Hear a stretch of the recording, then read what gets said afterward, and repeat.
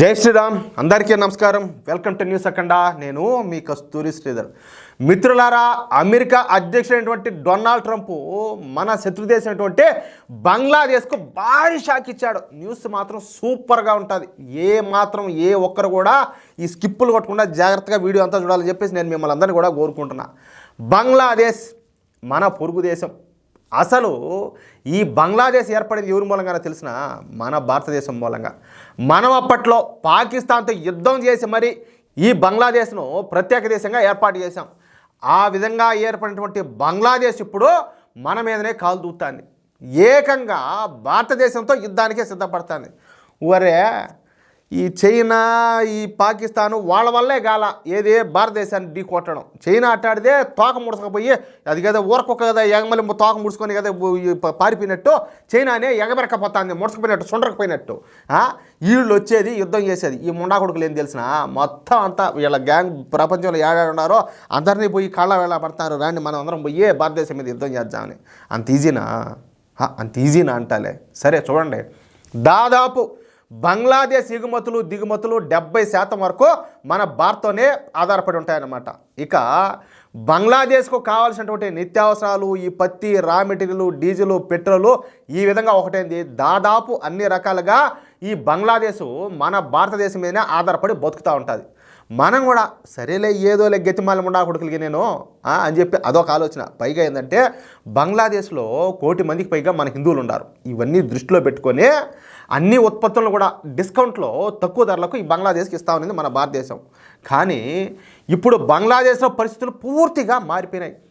గత ఆగస్టు నెలలో బంగ్లాదేశ్లో ఈ మహమ్మద్ యూనస్ ప్రభుత్వం ఏర్పడిన దగ్గర నుంచే ఈ బంగ్లాదేశ్లో అరాచకాలు మితిమీరిపోయినాయి. ముఖ్యంగా మన హిందువులను టార్గెట్ చేస్తా ఈ హత్యలు చేయడం, మానభంగాలు చేయడం, ఇళ్లను రగలబెట్టడం, ఓరినైనా మనోళ్ళు ఏదైనా వ్యాపారాలు చేసుకుంటా ఉంటే వాటిని లూటీ చేయడం, ఇటువంటి ఎన్నో దుర్మార్గపు పనులన్నీ కూడా ఈ బంగ్లాదేశ్ జాంబీగాళ్ళు అయితే చేస్తున్నారు.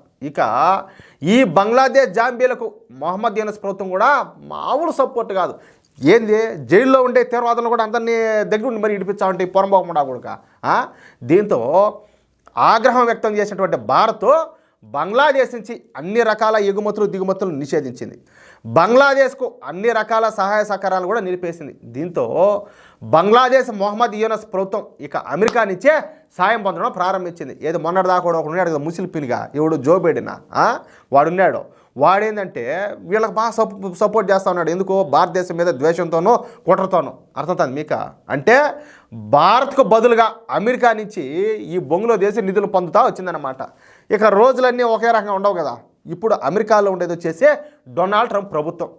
ఇక ఇప్పుడు వచ్చేటువంటి ఈ డొనాల్డ్ ట్రంప్ ప్రభుత్వం అన్ని విషయాలు కూడా తిరగరాయడం మొదలుపెట్టింది.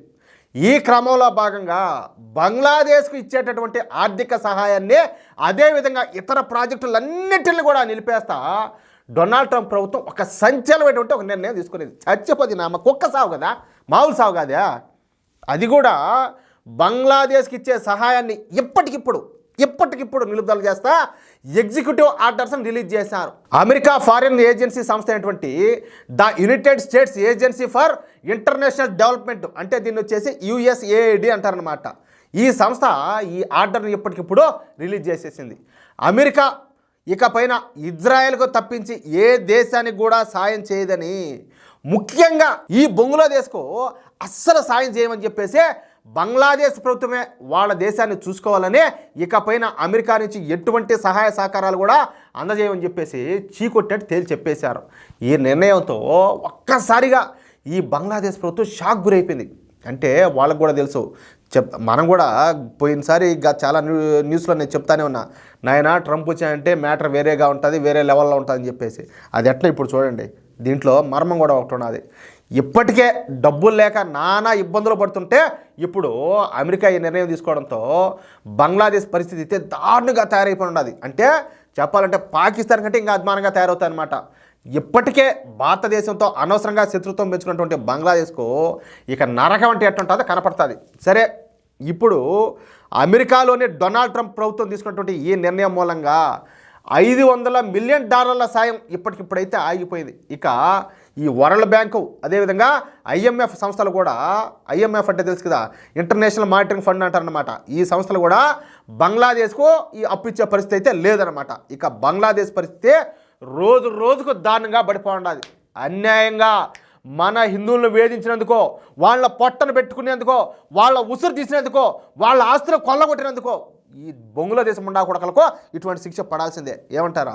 మొత్తానికి మొన్న పోయినాడు కదా డొనాల్డ్ ట్రంప్ ప్రమాణ స్వీకారం చేసే రోజు, ఎవరో జయశంకర్ గారా దగ్గరుండి మరి చక్రం తిప్పొచ్చాడు. అంటే మోడీ ఆ విధంగా తెర వెనక నుంచి రాజకీయం నడిపించాడు. చూడండి ఇప్పుడు దెబ్బ ఎట్టడాదో, సాగు దెబ్బ కానీ మామూలు దెబ్బ అయితే కాదు.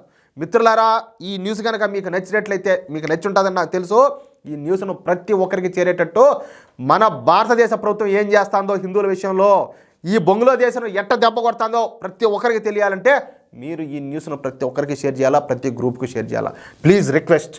అదేవిధంగా మీ యొక్క అమూల్యమైన అభిప్రాయాలను ప్రతి ఒక్కరు కూడా కామెంట్ చేయండి. ఇంతవరకు మన ఛానల్ సబ్స్క్రైబ్ చేసుకున్నట్టయితే ఇటువంటి మరెన్నో విలువైన వార్తలను ఎప్పటికప్పుడు పొందడం కోసం మన ఛానల్ సబ్స్క్రైబ్ చేసుకోండి. ప్లీజ్ సపోర్ట్ చేయండి. జై శ్రీరామ్, జై హింద్.